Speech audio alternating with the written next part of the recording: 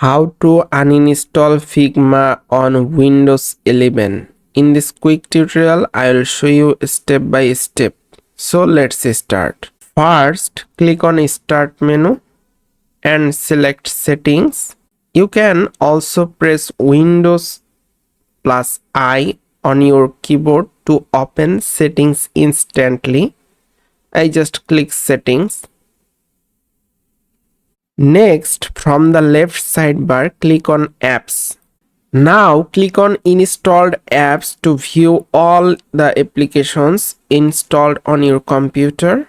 Scroll down the list or type Figma in the search bar at the top.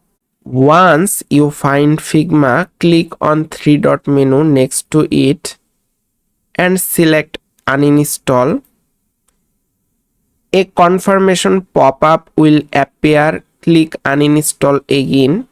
And that's it. You have successfully uninstalled the Figma app. If you found this video helpful, don't forget to like, share and subscribe for more quick tutorials.